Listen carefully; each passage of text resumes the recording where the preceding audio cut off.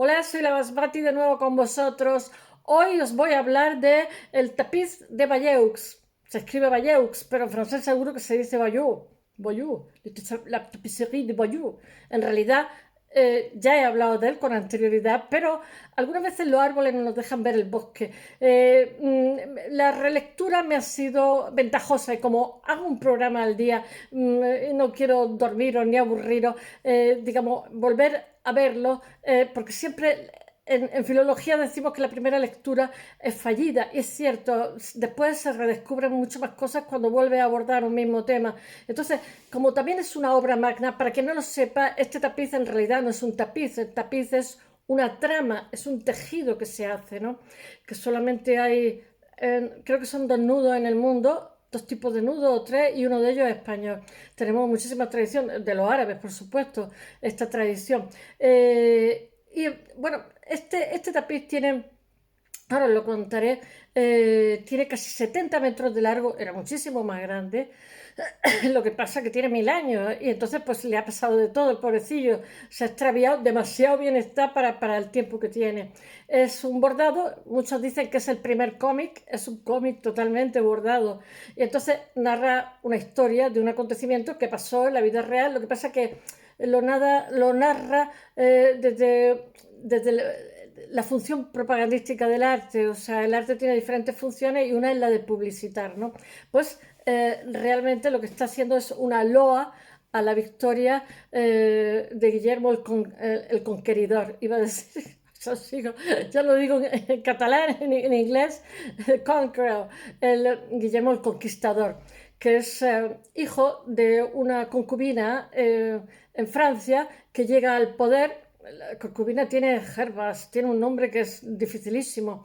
Y esta persona es, como le llaman el bastardo, porque es hijo de una concubina, etcétera, pero es el heredero, el único heredero que hay. Pero lo más curioso del caso es que es primo hermano del rey que está en Inglaterra y que no tiene heredero. Y entonces este rey, que es Eduardo el Confesor, también lo iba a decir en inglés, confesor, le manda un recado con una persona suya de confianza, con su cuñado, eh, a este monarca, que le había costado mucho llegar porque lo desprecian, obviamente, porque no es hijo legítimo, etcétera, pero eso también lo hace muy despiadado. Le manda un recado diciendo que es su primo hermano y es el único de sangre real que hay para que pueda heredar su trono, porque él está anciano, no tiene descendencia, su mujer está también anciana y tal. Todo esto lo hace en Inglaterra, como le pasa al Reino Unido, como le pasa a España, es un cúmulo de diferentes, yo qué sé, pues de celtas. Estuvieron los romanos varios siglos, los romanos no les convenció, se fue de allí porque tenían los pictos, que eran muy agresivos, en fin. Después tienen los britons, después tienen los saxons, los sajores, que vienen de Alemania, los frisones, que vienen de Holanda, y después tiene continua hordas de vikingos, que el 75% de la genética inglesa en estos días de UK, el Reino Unido, es Noruega. Porque los vikingos vienen como, inundan por oleadas, por la zona de Escocia, etcétera, diferentes zonas más que otras. El sur son más morenillos. Y entonces, pues, ¿cómo diría yo? Hay los alemanotes se van haciendo con el poder. Los alemanes empiezan trabajando, los alemanes realmente son los saxon, empiezan trabajando como mercenarios de los romanos. Y con el tiempo se acaban, como son tan trabajadores, se acaban comiendo también a los lugareños, a los britons, ¿no? Entonces eso se puede ver perfectamente en la literatura artúrica es britons, y sin embargo, Beda el Venerable y una serie de personas son saxon, o sea, pero bueno, de todo ese mestizaje el resultado es bastante interesante, pero se generan muchísimas tensiones, porque los vikingos, las primeras oleadas, con el paso de los siglos, se acaban haciendo, cristianizando, pero después pues viene otro vikingo. Y bueno, por mucho. Ahora, estos países escandinavos, que antes no estaban divididos en países ni nada de nada, porque estamos en pleno románico, estamos en pleno modo de producción feudal. Entonces el individuo se debe a su señor, ¿no? El individuo no se dice soy inglés o soy no sé qué, soy vasallo de... entonces, estas son sociedades muy, como una pirámide muy jerarquizada, están los estamentos muy marcados. Si haces vasallo, vasallo te mueres. Pero bueno, este curtidor tuvo una hija, esta hija se estuvo con el rey, se quedó embarazada, en fin, y era el único de sangre real que lo podía.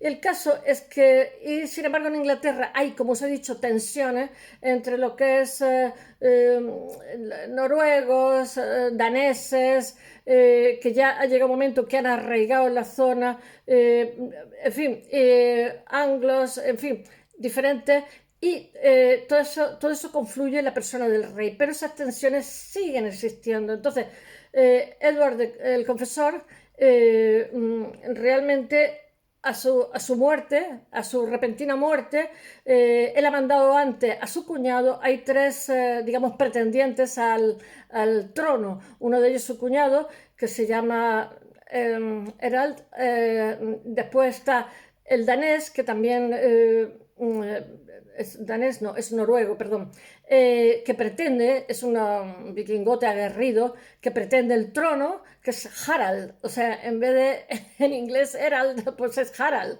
Haraldo, que era, en fin. Y después está el primo que realmente es el único pariente que tiene, un primo hermano. Entonces, antes de que él muera, manda un emisario que es su cuñado, que es uno de los pretendientes, uno de los que pretendía ser el rey. Manda a su cuñado y su cuñado, cuando llega a Francia, es apresado por Guy de Poitiers. Este Guy de Poitiers lo tiene preso y después lo lleva a Guillermo. Y entonces este Guillermo, digamos, lo libera, paga por su liberación, algo que era bastante habitual. No había tantas víctimas en la guerra, lo que había era pillar a las personas vivas para después cobrar un rescate. Lo digo por las películas que vemos y tal, no se mataba tanto, se cogían prisioneros y luego, porque el señor estaba obligado a pagar por su hombre. Sus hombres que les seguían ante la guerra y ante los conflictos, pero estaban, se supone que protegidos, etcétera. Bueno, había como una relación retroactiva entre uno y otro. Yo te doy un servicio y tú a cambio me das una protección.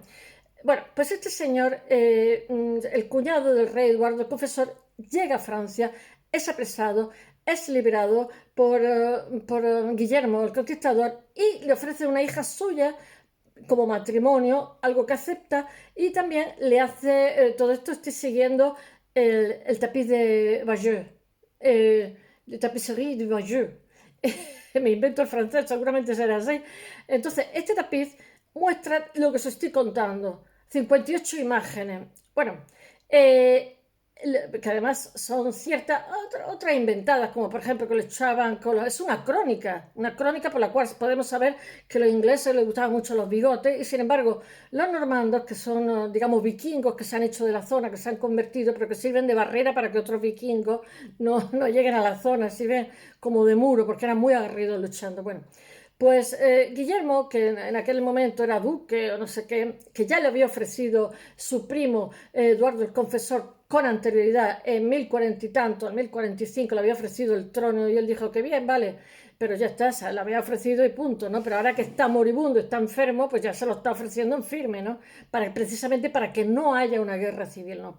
Entonces, este le hace jurar al cuñado que sobre el Arca de la Alianza, según el cómic El Bordado, el Arca de la Alianza está en todos sitios, por lo que veo. Me hacía mucha gracia porque normalmente siempre para jurar, cuando prometes, prometes ante la Constitución o prometes ante lo que sea, ¿no? Y sin embargo, para jurar tienes que jurar, se jura por Dios. Entonces se jura pues la Biblia o se jura, en aquella época se juraba sobre reliquias, ¿no? Pues la reliquia de algún santo, lo que se suponía tal. Bueno, pues el caso es que el tapiz dice que jura sobre el Arca de la Alianza que estaba allí. El Arca de la Alianza está en todos sitios, menos mal que no era sobre el Santo Grial, porque ya ha puesto. Y bueno, allí está jurando sobre el Arca de la Alianza y tal. Pero vuelve a su país, es devuelto con todo tipo de honores, con todo tipo tal, es devuelto a su país y bueno, pues allí pues, el rey muere repentinamente y entonces él decide ser rey. Y los nobles que hay allí, los nobles ingleses, lo apoyan. Nada más que él le había prometido, había jurado fidelidad a su señor, que era Guillermo el Conquistador, ¿no?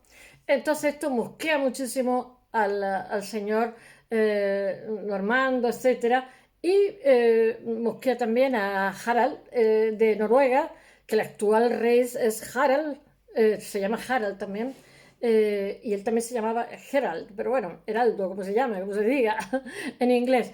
Y entonces lo que ocurre es que van con sus tropas, desembarcan y entablan combate, ¿no? Es una cosa bastante complicada, ¿no? Entonces, primero viene el noruego, desembarca y es vencido por el que ha sido erigido, el que era cuñado, que le había prometido fidelidad, que os he contado, etcétera, pero que llega el momento. Además, él dice una cosa que es cierta. Él dice que realmente, porque el Papa se pone de la parte del francés, de Normando, ¿no? Diciendo que ha hecho perjuro. Entonces, le deja un estandarte para que vaya a Inglaterra a darle una lección. Pero él dice que él ha jurado forzado, o sea, forzado sobre su vida. Si no hubiera jurado diciendo que él era su señor, no hubiera salido de allí ni con vida siquiera. O sea, y eso está contemplado en el derecho romano y en la actualidad. O sea, si tú firmas un contrato, digamos, con una pistola en el pecho, ese contrato nunca puede tener viabilidad, nunca puede ser legítimo, porque ha sido forzado a hacer algo. Eso lo contempla la ley. Bueno, y es legítimo lo que estaba diciendo. El caso es que llega primero el noruego con sus tropas y les vencen. La batalla es de Bridge, no sé qué, ahora lo contaré. Y después llega el otro, al día siguiente, atención, el otro que para preparar las tropas había tenido que improvisar muchísimo, porque resulta que los señores podían, digamos, tomar siervos rápidamente, pero estos solamente les podían trabajar 40 días sin cobrar. A partir de 40 días tenía que pagarle un sueldo, porque claro, esta gente habían dejado los campos, su ganado, su familia, etcétera, eran padres de familia o tenían las obligaciones que sea, ¿no? Y entonces este pues tuvo que hacer de mangas capirotes porque resulta que requirió de muchos hombres porque este quería quedarse con el trono inglés y lo consigue, lo consigue. Entonces, claro, tiene que hacer un despliegue tremendo. Entonces, está su hermanastro, que es el obispo de Bayeux, donde está el esto, que se supone que es el que pone el dinero para que se haga esto, no se sabe, todo son especulaciones, porque otras suposiciones que para este tapiz es la mujer que se llama Matilde, la mujer de Guillermo el Conquistador. Bueno, entonces Odón, que es el obispo, su medio hermano, financia 100 barcos. Él era un hombre de iglesia, él no podía luchar. Sin embargo, se vaya a luchar, pero no puede tocar una espada porque estaba prohibido. Pero lleva un martillo ahí como Thor y pega martillazo a todo bicho viviente. Me hace mucha gracia, no puede matar con espada, pero puede matar con martillo, no lo acabo de entender. Bueno, después no me acuerdo quién más le pone 80 barcos, total, que toda financiación es poca, pero se hacen unos barcos, como eran medio vikingos, que habían arraigado y tal, eran gente de mar también, entonces tenían tradiciones, entonces hacen barcos baratos que son como los Drakkar, ¿no? Que los barcos vikingos que habéis visto, que es como un tablón, que ni siquiera hay puente ni hay nada, simplemente es un tablón, es un barco con remo y hasta luego Lucas, para transportar comida, hombres, etcétera, etcétera. Entonces, este cómic que tiene 1000 años, además de, pues es como una crónica de todo lo... Podemos ver, por ejemplo, los cogotes de los normandos que se los rasuraban, sin embargo los ingleses iban todos con bigote. ¿Qué podemos ver también? Se utilizan como 3 o 4 colores nada más, está cosido con lana, el soporte es lino, ya os he dicho que hay como casi 70 metros de lino y la parte de abajo está escrito en latín, la narración se escribe en latín, que debía de ser un clérigo, porque se supone fue encargada una monjita que había en Inglaterra, había diferentes talleres de bordadoras y tenían fama de ser buenísimas. No lo sabemos porque hicieron, Oxford lo estuvo estudiando 93 penes, 5 son de humano y el resto son 88, 87 son de caballo. Con todo tipo de detalles. Bueno, ¿qué puedo yo decir? Pues que sale cómo cortan los árboles, cómo preparan con las hachas, cómo afilan los instrumentos, cómo todas estas personas, los nobles, por ejemplo, el rey, no hay perspectiva porque estamos en el románico, las figuras son planas, pero son muy bonitas. Hay también muchas anacronías, como por ejemplo, no, no luchan con guantes y se sabe que en aquella época todo el mundo luchaba con guantes, es razonable, ¿no? Sí que llevan, ¿cómo se llama esto? Que es, no me acuerdo, que es como un metal que evita que te puedan pegar un espadazo que llega hasta el codo y hasta las rodillas, que van malla de no sé qué, bueno, que ya después con el tiempo ya se populariza y todo el mundo la lleva. ¿Qué puedo decir más? Así que los señores llevan cetrería, está pues Haroldo es representado, el inglés, el rey inglés, o Guillermo el Conquistador, pues cuando van a caballo llevan su halcón cazador, ¿no? Que les procura caza a diario, eso de que era alguien con mucha capacidad adquisitiva, mucha clase, ¿no? Y una persona con mucho estilo, que eso viene de los árabes totalmente.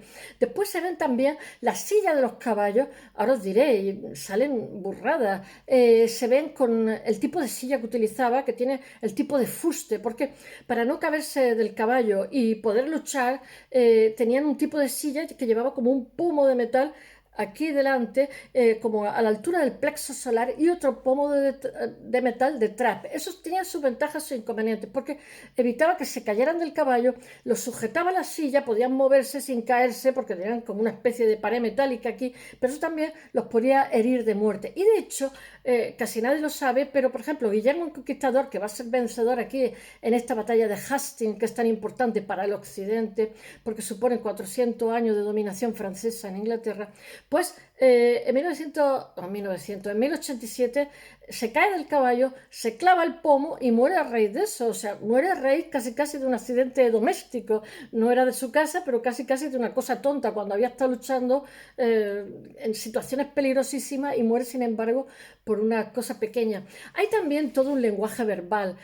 Bueno, se me ha olvidado deciros que...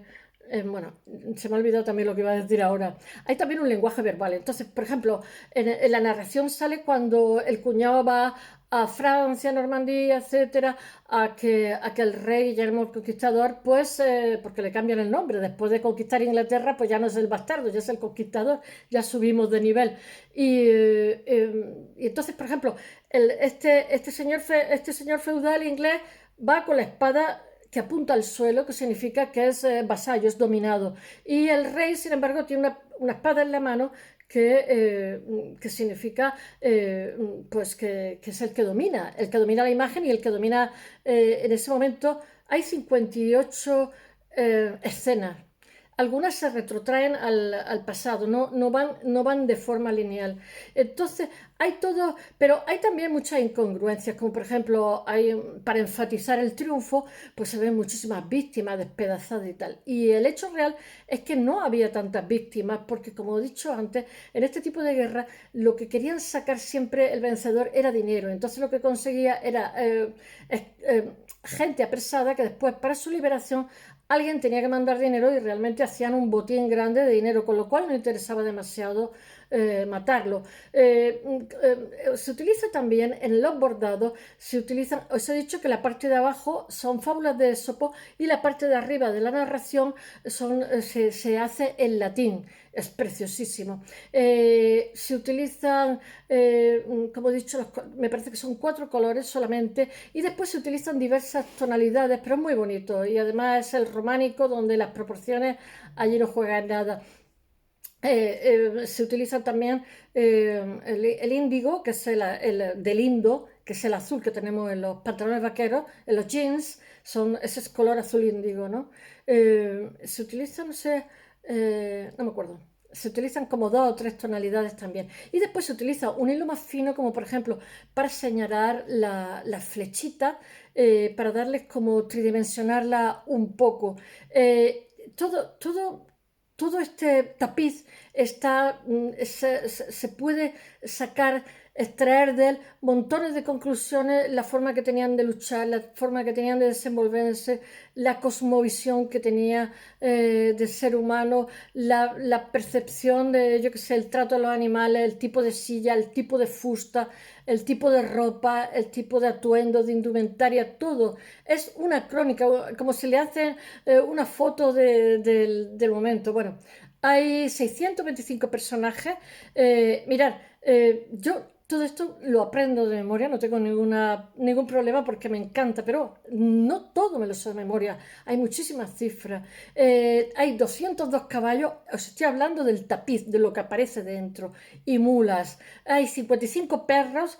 ¿Qué más? Hay también animales fantásticos, como he dicho. Es muy curioso porque el cuñado del rey, de Eduardo el Confesor, Haroldo, el que se hace rey cuando muere el rey de Inglaterra, que después va a ser muerto, muere de un flechazo en un ojo como Nabucodonosor.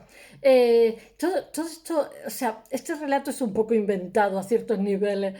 Y bueno, entonces el nuevo rey que va a reinar durante 400 años en Inglaterra y Francia, va a tomar su símbolo, van a ser los toros alados, que era de Babilonia. Y después, cuando está allí en Francia, cuando le hace jurar, es sobre el Arca de la Alianza. O sea, es como muy fantasioso todo, porque, vamos, no se corta ni tres.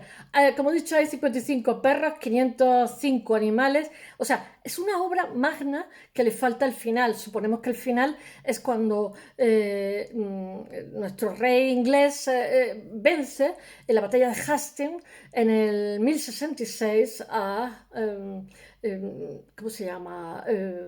Haroldo, en Inglaterra. Os voy a decir una cosa, he estado leyendo sobre la batalla porque me moría de curiosidad. Bueno, os voy a acabar de decir el número de cosas que hay. Hay 37 fortalezas y edificios, 47 navíos y embarcaciones, que fue un desplazamiento rápido, porque fue una cosa improvisada la muerte del rey. Y bueno, que se utiliza el rojo, el amarillo, el verde, el azul y 8 tonalidades a partir de tintes vegetales. Claro, no teníamos tintes sintéticos ni de broma. De la época como la gualda, la purpurina o el índigo, como he dicho antes. La base de la tela pesa 350 kilos. Ojo al dato. Y en la época de la Revolución Francesa ha tenido que sobrevivir pues 1000 años, ¿no?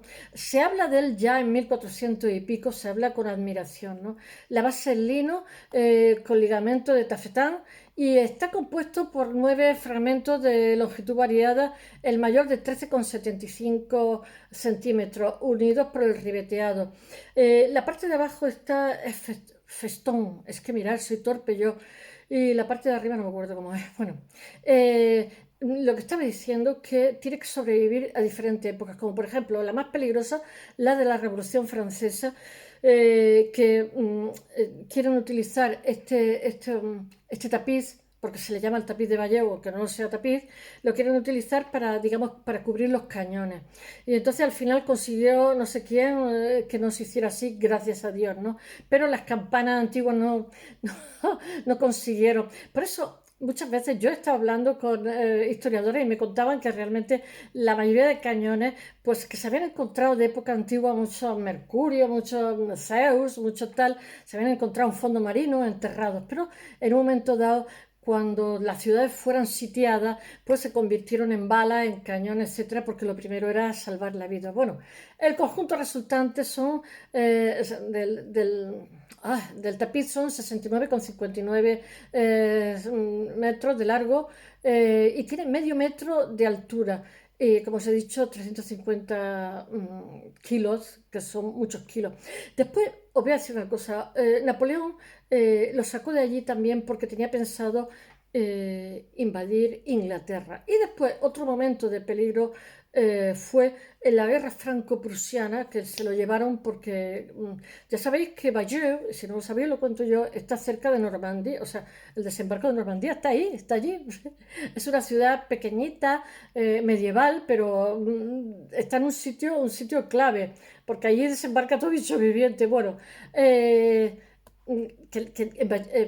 es lo que estaba yo contando, así lo de Normandía, que bueno, en el tapiz hay de todo, hay perros, aves, rapaces, aves fénix, hay animales reales y animales figurados, por decirlo, y hay como barcos, árboles, construcciones, texto en latín, y hasta una representación del cometa Halley que le dio muy mala espina al que había sido el cuñado de Eduardo el Confesor, a Haroldo. Harald, como se diga, que después fue vencida. Él dijo que eso traía muy mal agüero, y sale allí representada. ¿Qué puedo decir? Ah, sí, los momentos de peligro, que no lo he acabado de contar, pues la Revolución Francesa, después Napoleón se lo lleva porque quería, ¿cómo diría yo? Enaltecer, entonces se lo lleva no sé dónde, no sé si se lo lleva a París porque tiene pensado invadir Inglaterra. Y después hay un momento particular de peligro y es cuando Francia ya ha sido, digamos, los aliados ya han dado un vuelco en la balanza de la Segunda Guerra Mundial y entonces consiguen, digamos, ir ganando, pero se están retirando los alemanes y todavía siguen siendo muy peligrosos. Y entonces Metternich, ya sabéis que Himmler y cómo se llamaba y Goering hicieron barbaridades con el tema de las obras de arte, las quemaron, las robaron, las revendieron, bueno, barbaridades, pero no os creáis que el resto de, digamos, jerarquía nazi estaba de acuerdo mucho. La mayoría de ellos eran cultos, por desgracia, y eran coleccionistas de arte, incluso de arte moderno, pero punto en boca no podían decir ni mu.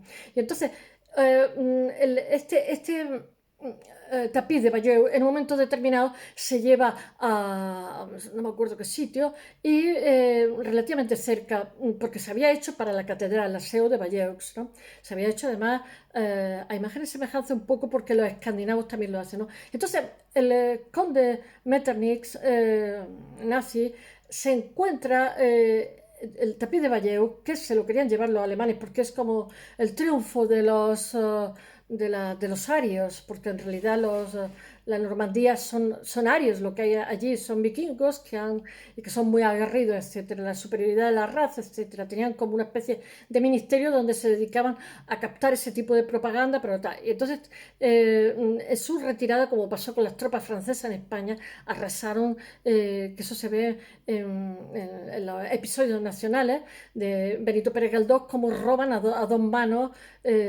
obras de arte, porque teníamos muchísimas, ¿no? Pues algo pasa aquí y entonces los franceses tienen miedo bueno, y se lo llevan al Louvre. Pero Metternich, antes de que se lo llevaran al Louvre, hubiera podido robarlo, pero todo lo contrario, lo protege y realmente se supone que fue él el que evitó que sus compadres, como se diga, que sus paisanos que iban ya de retirada y le tenían el ojo echado a eso, facilitó. Entonces, esto se traslada a París, los alemanes siguen teniendo un poquito de fijación, él hace por salvarlo, que él era de la SS. Y entonces los partisanos en París, que están ya en la fase final de la Segunda Guerra Mundial, digamos, protegen, se van a los sótanos donde está esto y protegen el tapiz de que sea saqueado, porque se llevan muchísimas cosas. Bueno, de quién, como dicen los ingleses, quién, cómo, cuándo, why, where, when, o sea, hay como cuatro W, ¿no? ¿Quién, cómo, de qué manera? Bueno, se supone que fue la reina Matilde, que es la mujer de Guillermo el Conquistador, la que encarga esta loa, pero seguramente no fue financiado por ella, fue financiado por su medio hermano, que me parece que después se lo carga o algo así, por otros motivos, ¿no? Esta financiación viene del obispo de Odón de Bourges, que lo hace expresamente para la catedral, cuando la catedral se inaugura, que es en 1870, que lo que están, digamos, es contando esa gesta en unas telas que los escandinavos tenían tradición de hacer esas telas, ¿no? Y las colgaban de la pared contando determinada de su medio hermano Guillermo, porque él tiene más medios, pero se supone que se hace en Inglaterra, en Essex, porque hay mucha tradición. Contrata artesanos ingleses que tienen mucha tradición de buenos bordados de la zona de Canterbury. Y de hecho, el rey, estoy pensando que el primer rey, Eduardo el Confesor, lo entierran en Westminster Abbey, que se me olvidó contaros, que estaba recién hecha en aquella época. También se me olvidó contaros que la batalla de Hastings, que es la que se relata aquí en este tapiz, pues en un principio los normandos no pueden con los ingleses porque resulta que yo creo que tienen un tipo de técnica que hacían los romanos y es que se agrupan como si fueran una especie de bloque, de pared y no podían con ellos. Y entonces utiliza la argucia, que eso, la guerra en el amor todo vale, ¿no? ¿Qué cosa se me ocurre? Y entonces ellos después de no poder con ellos, él necesita, Guillermo Conquistador necesita hasta 4 caballos porque se los matan. Entonces se retiran, como si se retiraran, ¿no? Entonces aquellos, digamos, se abandonan, se relajan. Entonces en el momento que se relajan, los otros entran. Y entonces ahí sí que los vencen. Pero de la otra manera no hubieran podido vencerlos porque tenía mucha buena estrategia de batalla. Aquí voy asociando unas cosas con otras. Bueno, estaba contando que se supone que se había hecho en Inglaterra. De hecho, cuando termina la Segunda Guerra Mundial, se hace una exposición en el Louvre en la cual De Gaulle invita a Churchill, que se llevaban fatal, para que viera el tapiz de Bayeux que se expone porque de alguna forma, aunque habían ganado, pues París estaba destrozado, como os conté el otro día, o sea, tiene un coste humano altísimo y entonces de alguna forma lo que estaban intentando a través del arte y del tapiz de Bayeux era enaltecer los ánimos. Bueno, Odón, el medio hermano, que es el obispo de Bayeux, es el que lo encarga y además lo encarga con las medidas exactas de la iglesia, del aseo de la catedral que se va a hacer. Entonces, se supone, aparte de todo, porque él sale tanto como su hermano, el rey. Bueno, además, Odón tiene un propósito personal. El descomunal tapiz del cual que tiene casi 70 metros de largo y medio metro de alto, se supone que le falta un trozo en el cual el rey sería coronado, etcétera, etcétera. Bueno, realmente lo encarga como para el día de la consagración de la Catedral de Bayeux el 14 de julio de 1977, 11 años después que ha ocurrido la batalla. Es una cosa que queda en la memoria de todos. Realmente en 1066 es otoño cuando el nieto del curtidor se hace con el trono de Inglaterra durante 400 años. Os voy a decir una cosa que parece que no se le da importancia. Yo he aprendido inglés, que ahora yo creo que se me ha olvidado, y entonces tenía un problema, es que no era bilingüe, entonces me fatigaban los exámenes, cuando los exámenes duraban mucho tiempo, escribía en un inglés que era más derivado del latín, que en el cual me movía con mayor soltura. Y sin embargo, los profesores lo percibían en todos, ¿no? Y nos decían que ese inglés era un inglés demasiado formal para un examen y sonaba como muy pomposo, ¿no? Y nos decía que por favor que nos dedicáramos a oír películas y a hacer otro tipo de cosas para que utilizáramos como si dijéramos un inglés coloquial, pero un poquito más serio para hacer un examen, pero no un inglés que parecíamos el cuerpo diplomático. Y todo eso viene de la herencia francesa, porque ellos tienen ciertas bases, tienen muchas bases de las oraciones subordinadas, etcétera, etcétera. Tiene mucha influencia, un 60% germano, un 40% latino, que viene de los latinos que estuvieron al principio de la época de Roma y después de los 400 años de los franceses. Entonces, hay montones de palabras francesas dentro del inglés, como por ejemplo omelette, setas, poisson, yo que sé, montones de cosas. Y también se crean muchísimos hábitos, hay muchísimos apellidos ingleses, o sea, franceses en Inglaterra. Yo pienso en Chaucer, el de Canterbury Tales, que no lo he leído, por favor que lo lea, que es imprescindible, pero que si puede ser lo lea en inglés, que realmente está traducido al inglés moderno, porque en la lengua que la escribió se parecía mucho más al alemán que al inglés, pero después hay una revolución de vowels, de vocales, en el siglo XV que cambia totalmente la lengua. Hay como tres inglés, el inglés arcaico, el medio y el moderno. Nuestro castellano también cambia, porque se fosilizan, porque digamos son una potencia en expansión y entonces tienen que tener un estándar para que lo aprendan otros, ¿no? Que es lo que nos pasó a nosotros con América, por eso tenemos la primera lengua. Y ellos también lo hacen en el siglo XV porque digamos ya son una potencia en expansión, se crea el Estado, ya son fuertes, etcétera, etcétera. Entonces crean un estándar y como había mucho desquicio por muchos sitios, bueno, pues todo esto viene por la influencia francesa en la lengua inglesa y es grandísimo, sobre todo en el inglés formal. Y también en muchas cosas, como por ejemplo distinguir si es pez o pescado, o sea, si está vivo o está muerto los animales. Pienso también en inglés mouton, en fin, hay montones, podría decir montones, y también montones de falsos amigos que en castellano pues nos suena a una cosa y son otra, yo que sé, pues como pregnant, yo que sé, en francés también sale je suis constipé, que en realidad es estar malo de la barriga, no es que está constipado, o sea, que utilizan etimologías latinas que son muy parecidas a las nuestras, pero que no tienen nada que ver, significan cosas diferentes. Y todo esto, ¿por qué viene a colación? Porque luego los 400 años que están los franceses en Inglaterra, donde la corte, que era refinadísima, habla francés, y sin embargo el pueblo llano, que eran más vastos y más ordinarios, hablan inglés. Sabéis que franceses e ingleses nunca se han llevado. Los franceses dicen que los pobrecitos al final del día tienen que beber whisky porque no pueden hacer otras cosas con otras partes de su cuerpo, y los ingleses les llaman a los franceses que son unos comerranas. Ya sabéis lo que nos pasa con los vecinos, siempre ocurre lo mismo, nos detestamos con los vecinos cercanos. Bueno, estoy aquí contando cosas y no estoy, realmente hay diversas fuentes escritas de lo que pasa, pero son todos, o sea, esta historia que estoy contando del tapiz de Bayeux, que es un cómic, que es una loa a la victoria, pero ninguna es tan visual como esta, como el tapiz de Bayeux, que es de Bayeux. Bueno, realmente los vikingos, como os he dicho, acosaban las costas atlánticas. Los vikingos, como los saxons, germanos, se mueven por un jerarca, ¿no?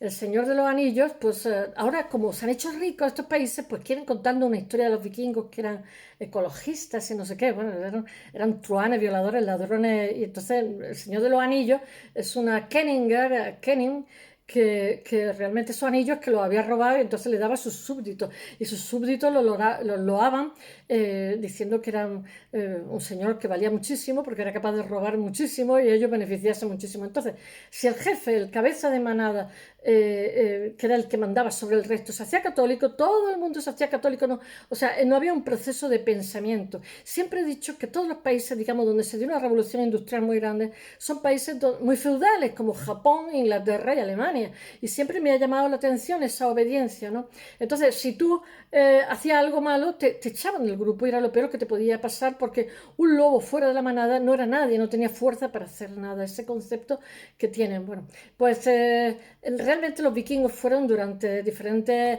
oleadas, digamos, agredían el norte de Francia y también Inglaterra, y entonces estos normandos que eran vikingos, que se arraigaron en la zona, lo que hacen es rechazarlo.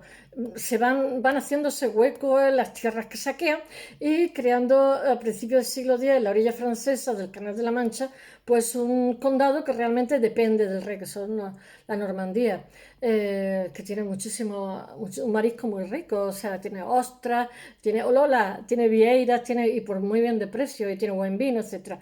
Yo creo que está, pero no hace mucho tiempo. Esta gente se han convertido al cristianismo, se han mimetizado. Entonces es fantástico porque sirven de barrera. Mirad, los normandos llegan también, que son vikingos reconvertidos, llegan a Sicilia. En Sicilia es que hay de todo, hay griego y normando y todo. Bueno, pero en este momento, que son muy aguerridos, hacen de barrera de contención frente a los suyos, frente a los vikingos que bajan y saquean, o sea, no se lo permiten. Entonces, eso fortalece realmente el territorio porque da estabilidad económica. Y más tarde la Normandía se transforma en un ducado que realmente, como tiene prosperidad económica, intenta expandirse. Bueno, en 1035 la corona recae en un niño de apenas 7 u 8 años, que como he dicho, que es el Guillermo, que le llaman el bastardo, porque es el único hijo varón de Roberto el Magnífico, que es el padre que lo ha engendrado con, no sé cómo se llama, Gerleva. Es que el nombrecillo, que es una concubina humilde, hija de un, ¿cómo se llama? Curtidor. Pero bien listo que sale, todos los hijos de las concubinas, todos los hijos del amor salen inteligentísimos. Bueno, al otro lado del canal, este va a ser nuestro Guillermo Conquistador, que le quitan lo de bastardo cuando amplía el patrimonio. Y bueno, que en las islas, pues como he dicho antes, están los anglos, los sajones, los daneses, etcétera. Y a mediados del siglo XIX, el rey de Inglaterra, Eduardo el Confesor, pues es quien consigue en su persona la herencia de los tres pueblos. Es un, ¿cómo se llama? Es un aluvión de diferentes orígenes, diferentes porque Inglaterra, pues no sé por qué, bueno, sí sé por qué, porque el norte de Europa tiene unos climas durísimos, tiene tres cuartas partes de Suecia, es la Laponia y tal, pues entonces Suecia, Noruega y tal, que tienen unos inviernos tan duros, pues Inglaterra le debió de parecer el Caribe o algo así, y emigraban allí.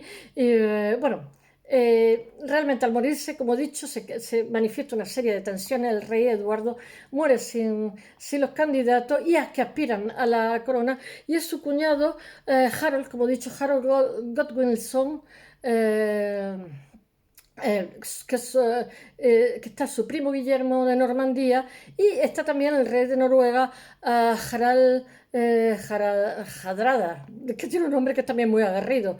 Y entonces, como he dicho, este Harald Hardrada tras el fallecimiento, es un fallecimiento repentino, pero estaba mal de salud. Eduardo, en enero de ese año, los nobles anglosajones, ya muy emparentados con la estirpe, nombran soberano al Harold, el que le había prometido a Guillermo de Normandía, al Guillermo Conquistador, que iba a ser su señor. Le había prometido bajo amenaza, claro. Y como no podía ser de otra manera, las reclamaciones de los otros dos, pues de los otros dos pretendientes, pues se hacen notar. Y pronto llegan con sus tropas a la isla. El primero de hacerlo es el noruego, que es vencido, es derrotado y muerto en una batalla por los anglosajones, la batalla, no me acuerdo cómo se llama, Stamford Bridge.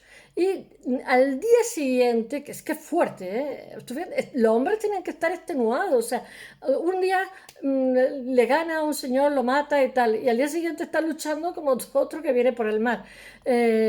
Guillermo Conquistador llega con su ejército normando a las costas y derrota y mata a Harold en la batalla de Hastings, como he dicho, que tiene lugar el 14 de octubre del 1066, el siglo XI. Ya sabéis que el siglo X había sido la idea del fin del mundo, ya, por lo visto. Sin embargo, el siglo XI fue una época de prosperidad donde hay garantía en los caminos, etcétera. El rey quiere, digamos, garantizar el comercio, porque claro, él se beneficia también, ¿no? Y eso se da en toda Europa en general. O sea, ya hay una actitud de querer, digamos, salir del medievo. Los reyes están ya cansados porque son más fuertes los señores que los mismos reyes. Pero esas son ¿cómo se llama? Las cruzadas lo que hace que, digamos, se arruinen los señores y los reyes vayan cada vez teniendo más poder. Pero bueno, eso hablaremos otro día. Bueno, Guillermo se convierte en el rey de Inglaterra, Guillermo Conquistador, que durará 400 años, y es en la batalla de Hastings, que es el año 1064. Yo pensaba que era el 1066, anda que no estoy yo despistada también, que es lo que cuenta el tapiz de Valleux, que está lleno, pues no sé, como es una loa fantasiosa, está lleno de víctimas, que no hubo tantas víctimas, pero sí que es una crónica muy interesante de cuál era el uso en aquel momento, de cómo se preparaban frente a la guerra, frente a una invasión por mar.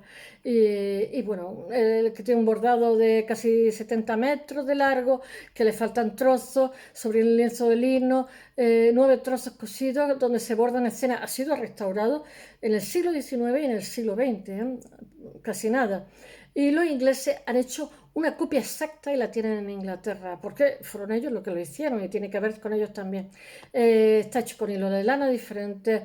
Y bueno, y en su rica iconografía hay no sé qué, 1515 personajes, animales, objetos organizados, 58 escenas, que de forma cronológica, pero no está tan organizado, están acompañados por textos en latín, que se supone que lo hizo un clérigo, porque en aquella época se hacía visual la historia, porque aunque tiene un pequeño texto arriba, porque era todo el mundo analfabeto, menos los hombres de la iglesia y los abogados, que normalmente eran notarios que hacían como archivo cuando tú comprabas algo, etcétera, etcétera. Bueno, y los jueces.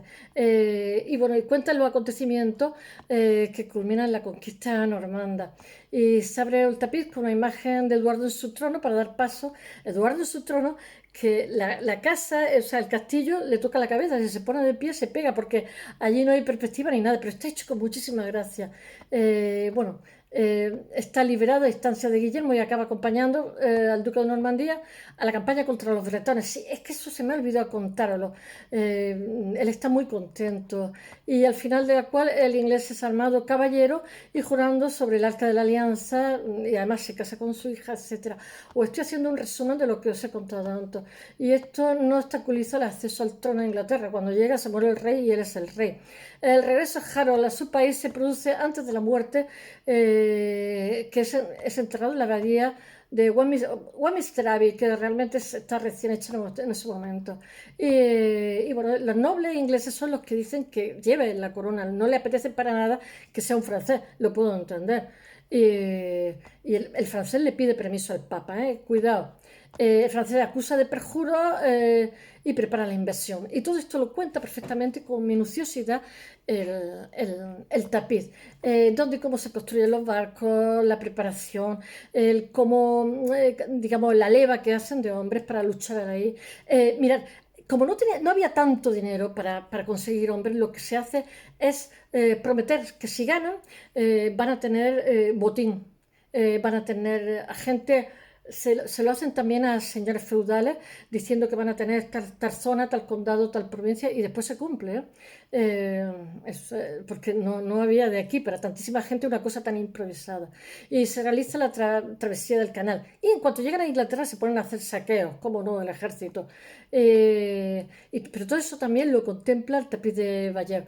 Y también se construye un castillo en Hastings, donde es la batalla, bueno, y después cuentan la batalla, etcétera. La lucha es también descrita de forma pormenorizada, sí. Es un cómic totalmente y con gran movimiento, destacando el episodio que corre el rumor de que el rey ha muerto. Pero como las tropas están huyendo, sus propias tropas de Guillermo el Conquistador, entonces el rey de pronto mira a sus tropas, se levanta la visera del casco y le dice que estoy vivo coleando. Entonces la gente otra vez vuelve. Bueno, ¿qué puedo decir más? Pues que realmente lo que hace es insuflar ánimo a la tropa. Y realmente la escena 57 es la que... Había más escenas, pero se han perdido. Es la que hace... donde se muestra la muerte de Harold y el relato se interrumpe en la siguiente con la desbandada del ejército anglosajón. Y bueno, que el resto del tapiz se pierde y que espero que os haya gustado. Mañana volveré con un arquitecto. Este tema es apasionante. Podría seguir hablando y hablando, pero estoy viendo que me estoy pasando con el tiempo. Hasta mañana.